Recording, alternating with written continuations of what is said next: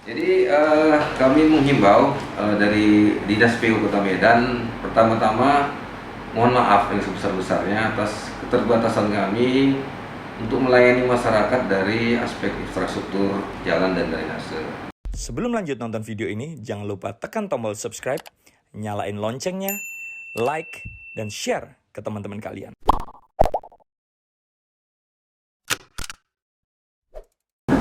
Dinas Pekerjaan Umum merupakan ujung tombak Pemko Medan dalam hal menyikapi persoalan-persoalan yang dihadapi masyarakat tersebut.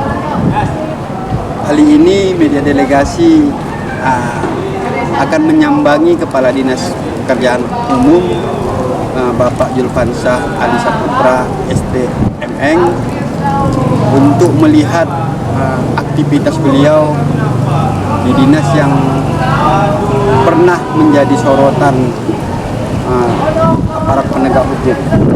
Mari kita simak liputan media delegasi ke Dinas Pekerjaan Umum Medan.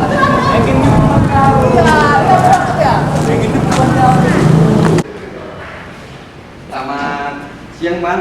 Selamat siang. Kami dari media delegasi mau ketemu sama Pak Kadis, Bang. Pak Kadis ya, sudah ada janji Bang? Ya, janji secara Telepon ya? telepon ada.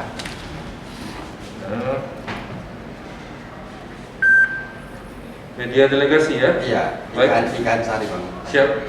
Silakan.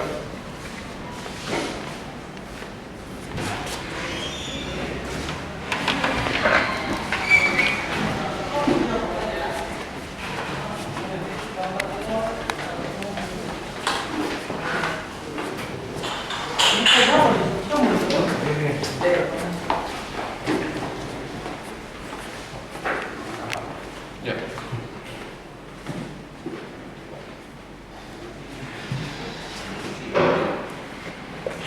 Assalamualaikum. Waalaikumsalam. Bang Nah. Ya, silakan masuk. Silakan. Lagi sibuk, Bang? Ya, masih biasa kerjaan rutin sehari-hari. Ya, tadi kebetulan lagi melintas di seputaran Pinang Baris ya kan. Ya, teringat sama Abang, Medan ini kan hari Rabu. Biasa kan Abang jadwal Senin Kamis puasa. Jadi Ya, alhamdulillah. Rabu bisa ngobrol-ngobrol santai kan. Ya Bang, maksud kedatangan kami ke sini menyikapi perbincangan kita kemarin program kerja Abang. Jadi baru-baru ini kan Pak Wali melakukan sidak dan ada beberapa sorotan dari Pak Wali tentang Dinas PU ini. Iya. Dan satu lagi, kemudian Dinas PU ini kan sebagai ujung tombaknya Pemko Medan dalam hal pelayanan prasarana dan sarana umum. Gitu kan. Jadi ya, diskusilah kita, abang bisa punya waktu kepada kami gitu kan. Udah berapa lama Bang jadi kepala dinas PU ini, Bang?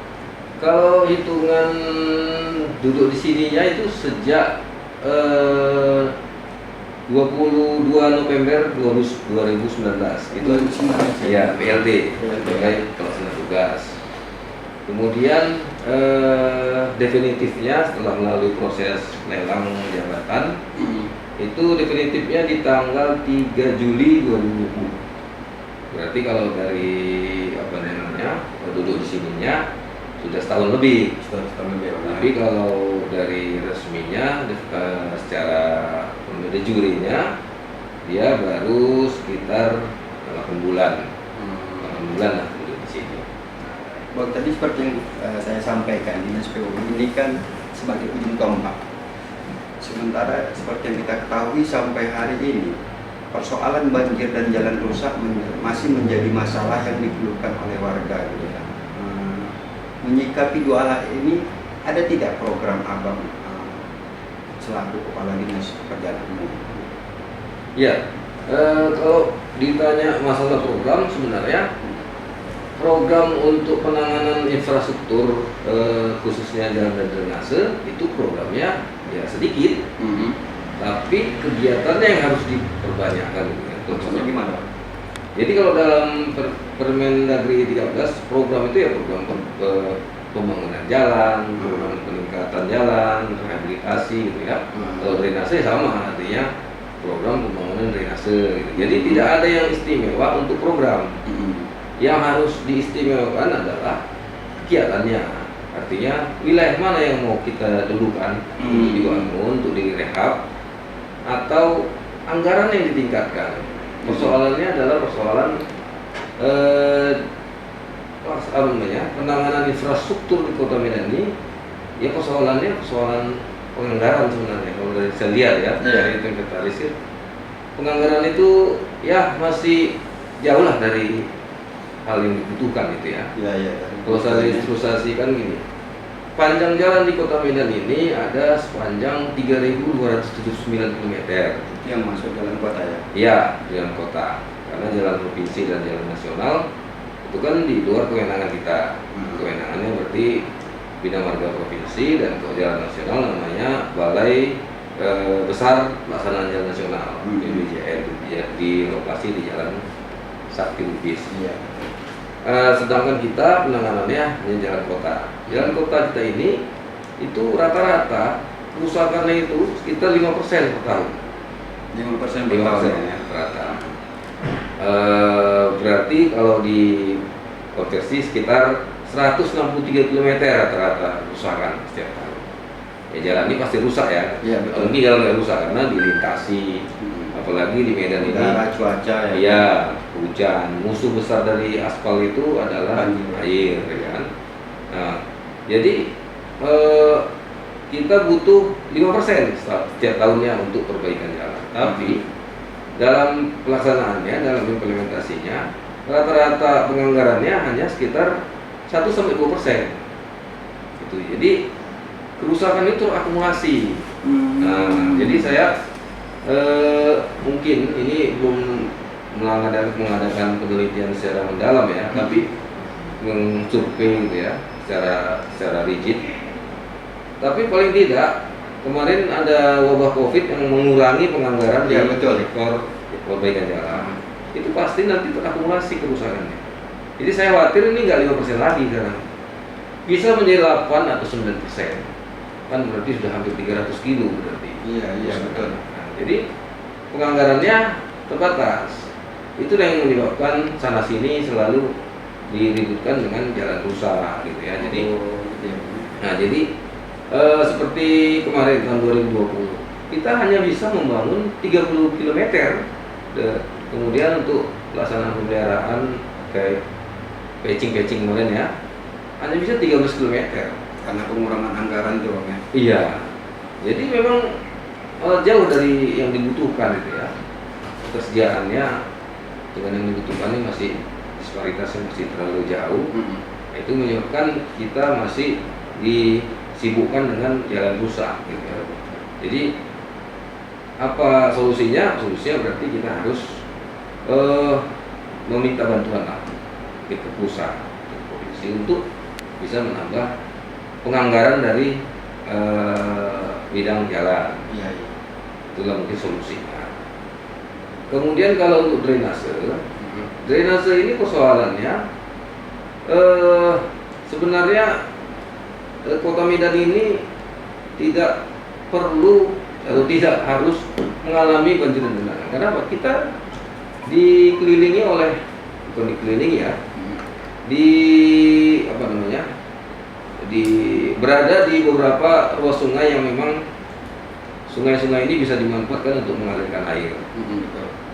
Hanya saja ada wilayah-wilayah yang sebelumnya itu tidak diperuntukkan untuk pemukiman. Di tata ruang juga jelas itu ya. Tapi dalam prakteknya wilayah-wilayah yang tadinya memang tidak diperuntukkan untuk kawasan pemukiman itu seperti kawasan resapan ya, itu dimanfaatkan masih sebagai wilayah terbangun, sehingga apa? Tempat-tempat pengaliran air, tempat-tempat resapan air tadi sudah dibangun oleh bangunan-bangunan menjadi kawasan terbangun. Iya. Itulah menyebabkan aliran air itu bertumbuh kepada drainase, sehingga drainase tadi kan yang mengantarkan ke saluran induknya atau saluran pembuangan akhir namanya sungai, kan gitu. Sungai ataupun kanal gitu ya. Kondisi drainase yang ada di Kota Medan ini memang belum secara umum Terconnecting ya Pak? satu belum terconnecting secara secara ini ya benar gitu, artinya koneksinya itu ya masih harus ada perbaikan gitu ya. Tapi di sisi lain saluran-saluran yang pernah dibuat tahun 80-an, tahun 70-an atau tahun 90-an ini tidak terawat dengan baik, sehingga banyak sedimentasi. Sedimentasi inilah yang membuat pengaliran air ini menjadi terhambat. Jadi harusnya air itu bisa dialiri lewat drainase menuju ke pembuangan air sungai, tapi terhambat oleh sedimentasi. Nah, ini yang sekarang kita sedang gencarkan melalui Pak Wali Kota kita, Pak Wali Kota kita ini untuk menggebrak semua gerakan-gerakan kita bersama dengan camat, lurah, berkolaborasi lah untuk bisa memperbaiki drainase yang tadinya masih tersumbat. Kita normalisasi, kita bersihkan. Nah, jadi persoalannya satu itu mungkin ya. Tapi ada persoalan lain lagi. Ini masyarakat juga harus diberikan pemahaman, penyadaran bahwasanya drainase itu penting. Kita kalau memikirkan diri kita sendiri tentunya kayak mana akses dari jalan menuju ke rumah kita itu bagus, tentunya saluran drainasenya kita tutup dengan membuat titi atau jembatan menuju ke rumah kita. Bahkan penyempitan aliran sungai juga betul satu. Ini kadang-kadang titi yang dibuat itu kadang-kadang mempersempit dimensi saluran drainase. Itu yang menyebabkan penumpukan sedimen. Kalau ini persoalannya kadang-kadang menjadi persoalan sosial ketika kita membongkar. Kan harus dibongkar itu, ketika dia sumbat harus dibongkar. Ah, ini dapat bertentangan dengan warga gitu ya. Ah, ini harus ada pemahaman lah bagi warga bahwasanya drainase itu penting. Janganlah kita karena memikirkan kepentingan kita, kepentingan lebih besar itu kita abaikan. Nah, ini kita sekarang ini dalam waktu dekat dan sudah kita laksanakan juga beberapa waktu yang lalu, sudah berkolaborasi dengan pihak-pihak kecamatan untuk menormalisasi drainase ini dengan cara membongkar beberapa titik-titik penduduk, kemudian meluruskan atau menormalisasi saluran yang tadinya disumbat, kita kita benahi sehingga bisa mengalir menuju sungai. Persoalan lain yang tidak kalah pentingnya adalah pendangkalan sungai. Nah, pendangkalan sungai ini menjadi persoalan sendiri karena memang bukan kewenangan Pemko Medan. Iya betul. Sungai ini merupakan kewenangan Balai Wilayah Sungai di Kementerian PU. Ketika sungai sudah dangkal, maka pengaliran air yang dari drainase tadi akan terhambat atau mengantri istilahnya, antrian air.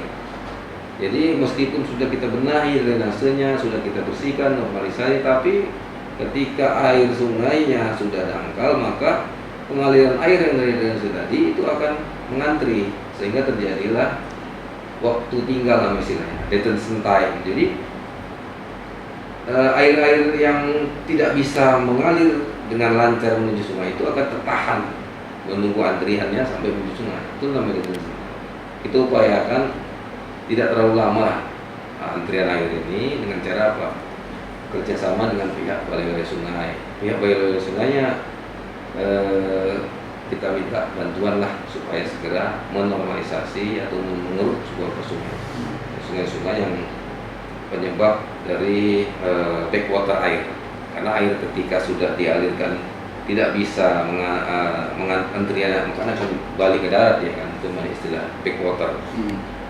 Seperti di wilayah sungai. Orang Abang pernah tidak melakukan survei, artinya dari hulu ke hilir, dari Tua ke Belawan itu daerah yang titik-titik banjir di Kota Medan yang berada di aliran sungai ataupun lokasi yang di luar aliran sungai, tapi juga mengalami banjir ketika musim hujan turun.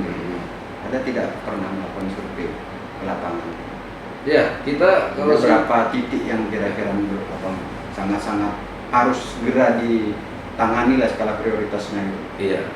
Jadi memang seperti tadi ya, artinya pola pengaliran air di Kota Medan ini dari selatan ke utara, ya, dari daerah yang lebih tinggi menuju daerah yang lebih rendah. Betul. Dari Tua menuju ke arah Belawan kan gitu ya logikanya. Itu dari daerah Tunjungan Johor menuju ke arah bisa ke barat dia atau bisa ke utara. Ke barat itu Sungai Belawan gitu ya. Iya. Itu dia. Jadi kalau dari aspek kontur topografi ya kita sudah sering melakukan survei ya, mengurangi sering. Tapi dalam hal titik-titik banjir ini memang harus banyak bekerjasama, berkoordinasi, berkolaborasi dengan pihak kecamatan. Iya. Karena ketika nanti turun hujan, titik-titik genangan itu yang tahu persis itu nanti pihak kecamatan. Betul. Karena mereka yang tahu detail wilayah di kelurahan ataupun di lingkungannya. Iya. Itu sering kita berkoordinasi. Ketika ada koordinasi maka kita melakukan survei yang lebih detail. Setelah itu baru melakukan tindakan lanjut berupa kemungkinan normalisasi ataupun kemungkinan melakukan crossing saluran dari satu tempat ke tempat lain untuk men-shortcut aliran air. Bisa seperti itu. Bang, kita kan juga walaupun itu wewenang dari BWS, kita kan juga di Medan ini punya kanal. Kalau dalam fakta dalam pengamatan masyarakat, kanal yang kita punya itu terkesan belum berfungsi, walaupun kemarin ketika kami ke BWS ternyata rupanya ada item-item ketika kanal itu harus difungsikan gitu. Kalau yang kita lihat lah Bang, banjir sudah sampai inti kota tapi kanal masih kosong, itu sebenarnya bagaimana Bang secara teknisnya gitu? Oke. Sementara kan kanal ini fungsinya untuk menampung air supaya jangan masuk inti kota gitu kan. Jadi kanal itu fungsinya hanya mengalirkan air ataupun mengarahkan air dari Sungai Deli ke Sungai Denai, Sungai Muncul gitu ya. Fungsinya itu sebenarnya untuk mencegah terjadinya banjir Sungai Deli sebenarnya. Jadi awalnya itu kan Sungai Deli itu dulunya sebelum dibuat kanal ini sering terjadi banjir. Artinya kalau udah banjir dia sampai ke pemukiman warga, gitu ya. Jadi tahun 90-an saya ingat itu direncanakan pembangunan kanal ini dibiayai oleh Bank Jepang kalau nggak salah itu ya. Jadi mereka membantu atau mempelopori pembangunan kanal ini. Kemudian kanal ini fungsinya ketika Sungai Deli banjir, maka dia mengalirkan airnya ke Sungai Denai tadi. Jadi kalau tidak banjir maka tidak sampai titik bendung itu menuju ke Sungai Denai tadi. Jadi fungsinya hanya mengalirkan air ya. Kenapa dibuat di Sungai Denai mengalirkannya? Karena memang Sungai Denai ini di wilayah hilirnya itu tidak banyak pemukiman. Kemudian lebih kondisinya itu lebih besar, konturnya lebih rendah, jadi lebih mudah untuk dialirkan ke sungai. Karena Sungai Deli ini kan di tengah perkotaan, memotong Kota Medan di tengah. Sedangkan Sungai Denai ini berada di timurnya Kota Medan, sehingga ketika banjir yang ada di tengah kotanya dialirkan, kemudian di hilirnya juga tidak banyak pemukiman. Mungkin perhitungannya dulu ya, perencana itu menganggap ini layak ini untuk dialirkan, sehingga mengurangi atau memitigasi bencana di sekitar hilirnya Sungai Deli. Tapi faktanya Bang masih banyak, terakhir lah kita banjir beberapa bulan lalu masih tetap sampai ke kota gitu. Artinya di mana kanalnya yang tidak bisa difungsikan atau skala prioritasnya terlalu tinggi lah gitu dibandingkan dengan debit air kita gitu. Enggak, artinya gini, kemarin itu kejadian yang tanggal 6 Desember itu ya, tahun 2020 saya ingat itu. Itu nampak fungsi kanal itu, saya lihat sendiri rekaman kemarin itu. Kanal itu berfungsi pada saat itu. Dialirkannya banjir Sungai Deli tadi ke kanal tadi, dan kanal itu penuh. Saya lihat itu sendiri. Dan Sungai Deli ini masih memakan korban, tapi korbannya itu memang penduduk yang tinggal di sekitar bantaran. Iya, iya. Nah, kalau dulunya Sungai Deli ini kalau udah meluap sampai ke perkotaan. Saya ingat tuh di daerah Podomoro sekarang ya, dulu namanya Deli Plaza itu kalau udah banjir sampai meluap di jalan itu, berupa timbus. Itu sekitar tahun 80-an. Tapi sekarang nggak pernah lagi. Sungai Deli ini nggak pernah mengalami kebanjiran sampai keluar dari palungnya itu. Tapi kalau di sekitar bantaran, daerah Kampung Aur gitu ya, itu kan memang penduduknya itu sekitar bantaran sungai. Sehingga memang ketika naik sungai muka air elevasinya mulai meninggi akibat Kenaikan debit air. ya kenaikan debit air dari hujan di daerah atas daerah gunung. Maka yang otomatis perumahan pemukiman yang di sekitar bantaran itu pasti kena dampak. Nah, tapi dari aspek bencana banjirnya dia nggak terpenuhi, artinya apa? Nggak sampai ke luar dari palung sungai itu ya. Airnya dialirkan ke Sungai Genai tadi. Kemarin juga Bang, ketika kita ke BWS, jadi salah satu persoalan seperti yang Bang bilang tadi, masyarakat yang berada di bantaran sungai. Artinya menurut BWS harus ada sikap tegas dari pemerintah daerah untuk merelokasi masyarakat. Karena apapun ceritanya, selagi masyarakat masih berdomisili di bantaran sungai, maka normalisasi sungai pasti terhambat. Iya, betul.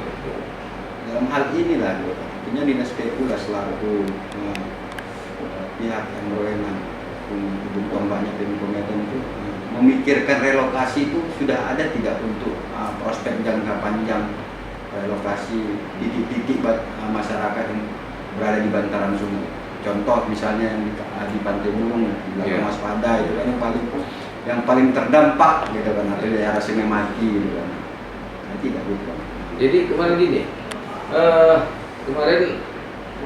sampai Gubernur Sumatera Utara mengeluarkan slogan Medan bebas banjir 2022 gitu ya. Iya. Nah, jadi targetnya tinggal 1 tahun lagi. Betul. Targetnya memang dari aspek roadmap-nya, terus strategi penanganannya itu, peta jalannya itu, roadmap itu dibuat semacam tahapan, sequence mana dulu yang kita kerjakan untuk menanggulangi banjir Medan.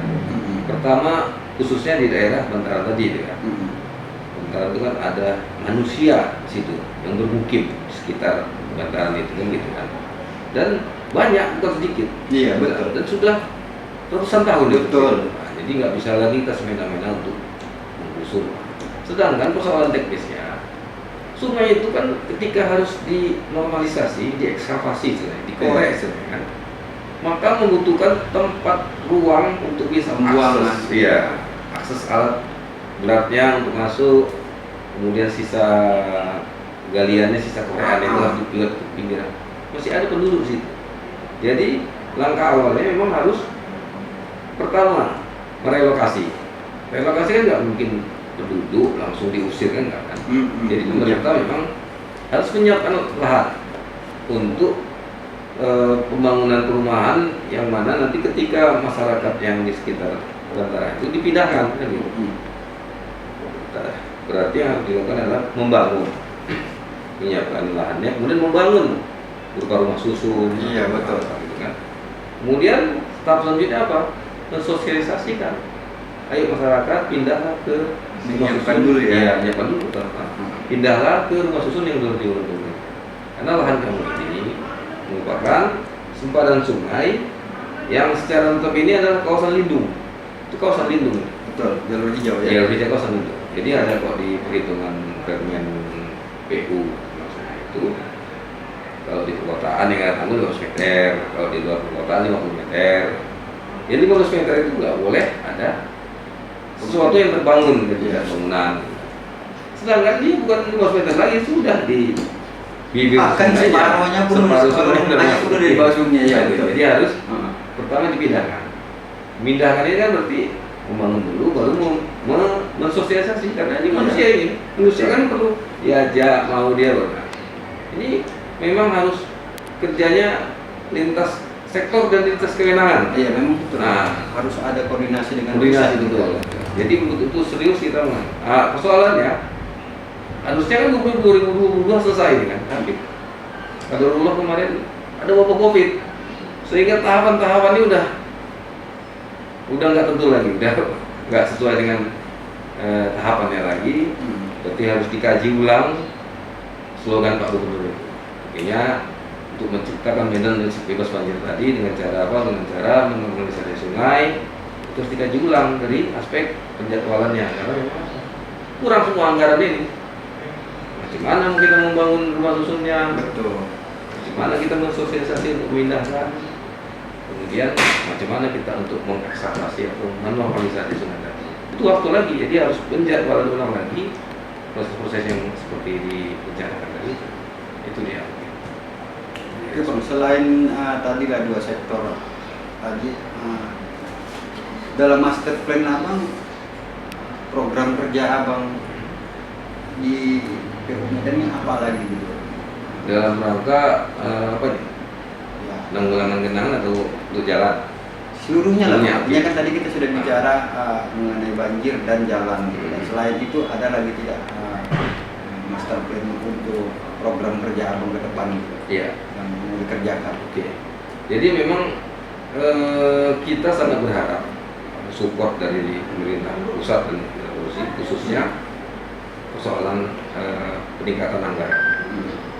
Jadi kalau Pemko Medan sendiri atau PU Medan sendiri yang untuk mengerjakan dengan anggaran yang ada ini, saya kira kurang susah, sulit kan, terbatas gitu kan. Jadi butuh support dari pusat, bantuan pusat, dukungan dari pusat untuk membantu kami di SPU untuk melakukan perbaikan-perbaikan infrastruktur. Kalau dari aspek genangan banjirnya berarti butuh bantuan dari pemerintah pusat untuk menormalisasi sungai-sungai tadi itu ya. Dengan mungkin kalau susah dengan cara apa tadi, dengan cara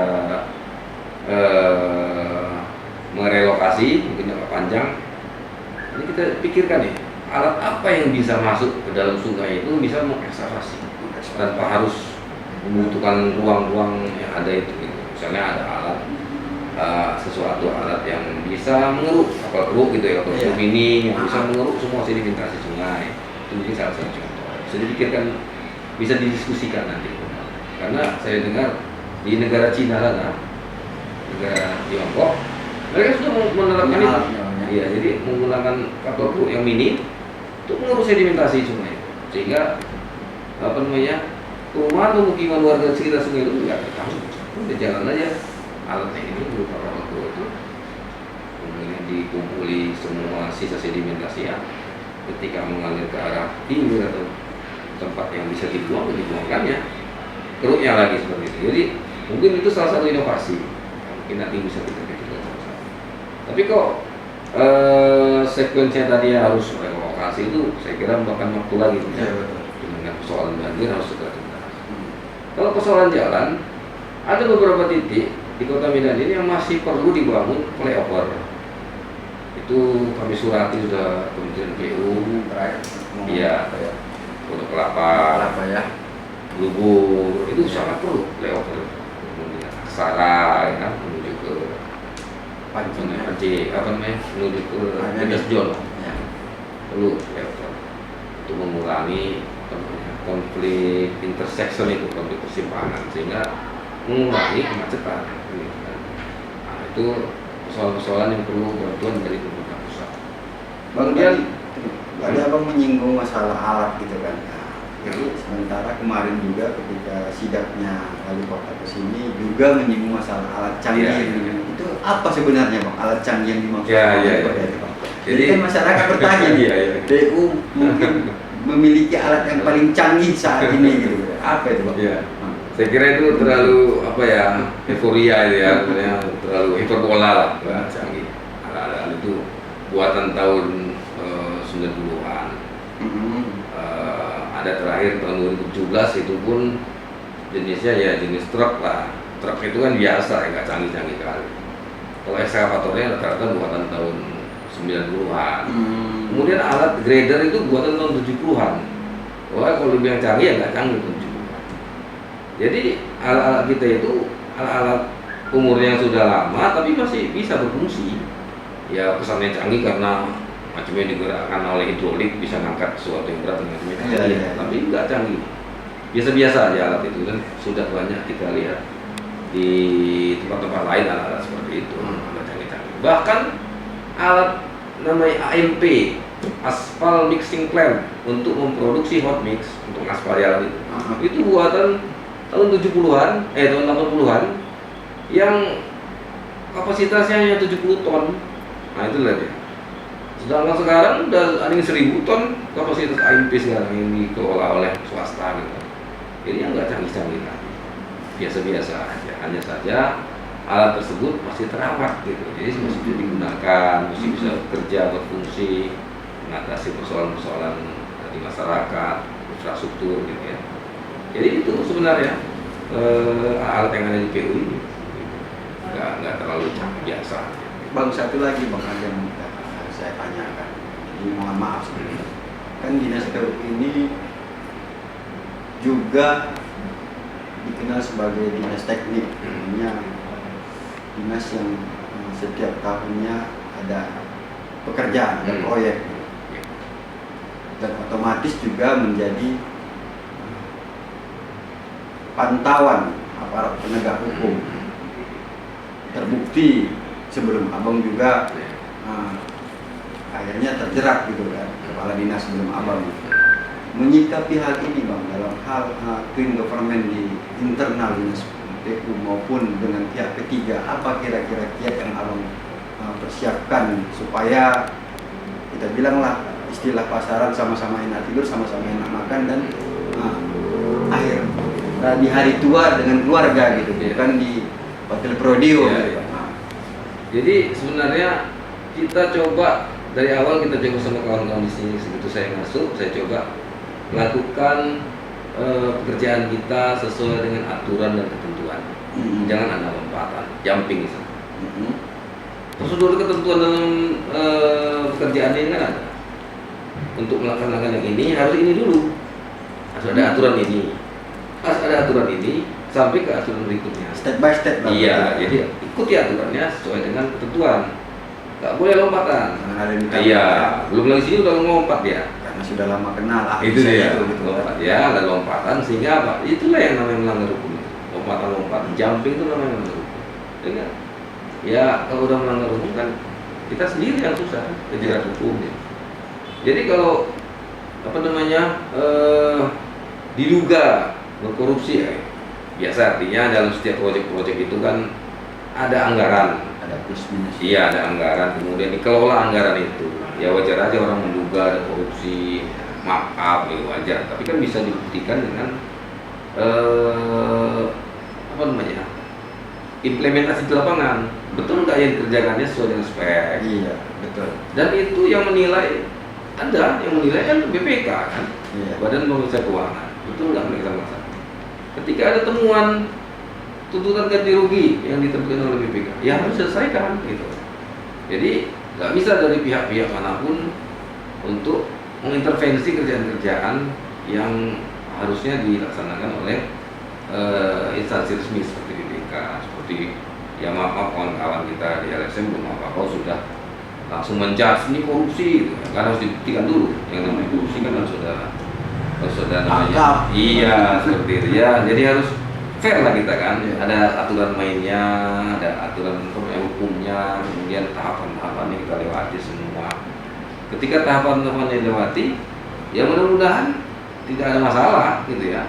Dan ketika memang kerjaannya ternyata kelebihan bayar berupa apa namanya tuntutan ganti rugi yang diterbitkan oleh resmi oleh BPK, ya si penyedia harus mengembalikan gitu. Kalau kita prinsipnya seperti itu, ya. Jadi nggak ada dusta lah di antara kita ya, seperti itu. Oke Bang, itu Bang, tadi teringat saya Bang, kemarin kami juga sudah melakukan peninjauan itu mengenai jembatan Cicaneng itu Bang.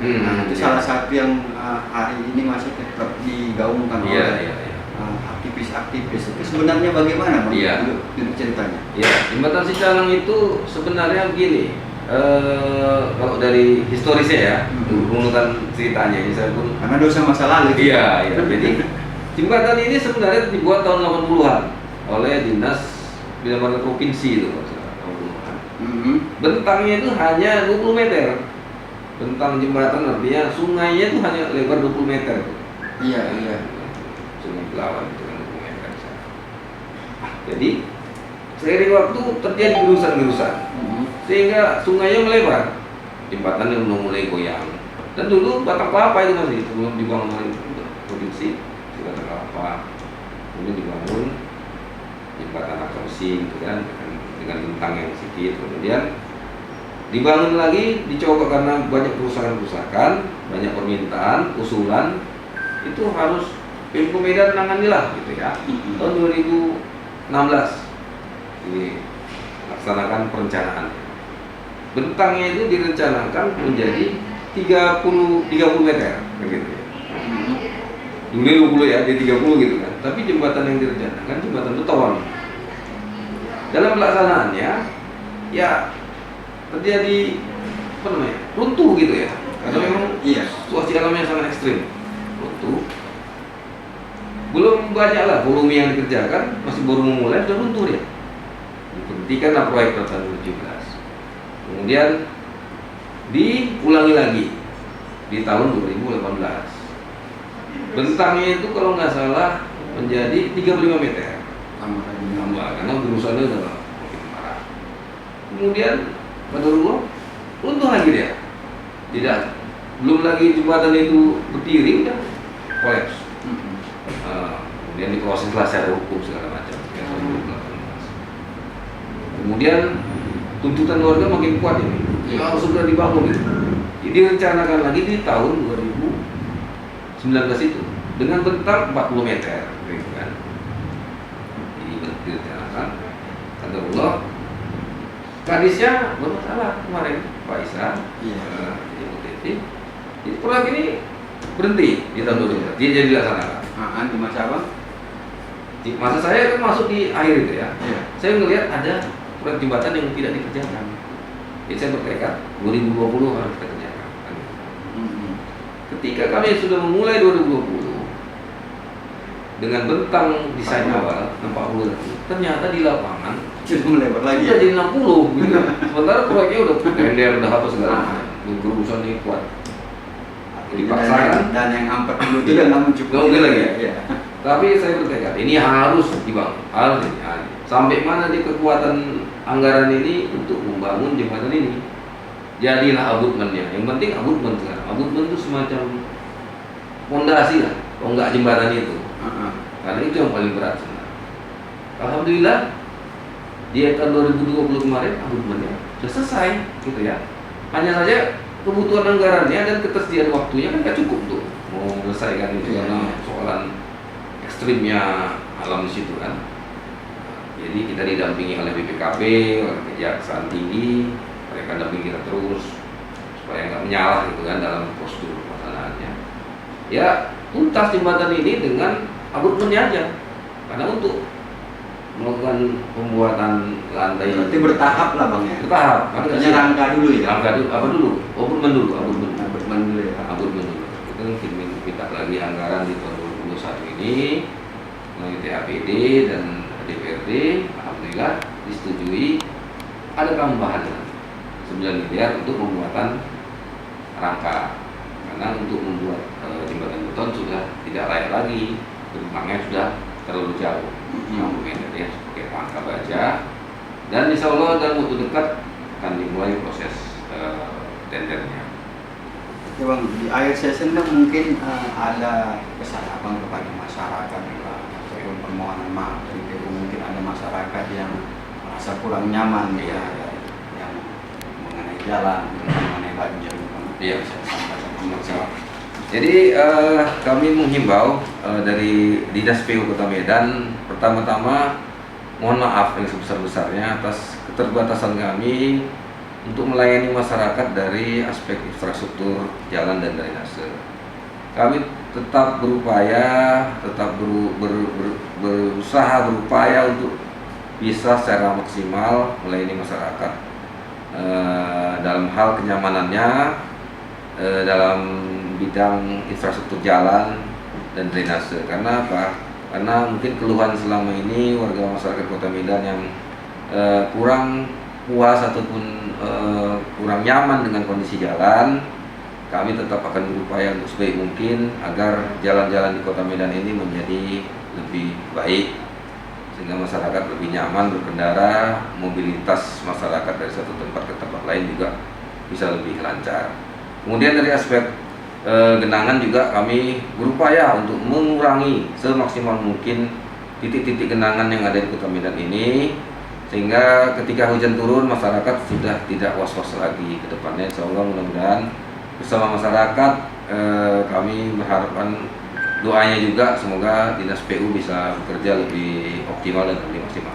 Demikian, terima kasih. Baik Pak, ya. Karena waktu pun Ya, oke. lebih dari apa, Ya. izin mohon izin. Oke, baiklah. Terima kasih banyak. Ya.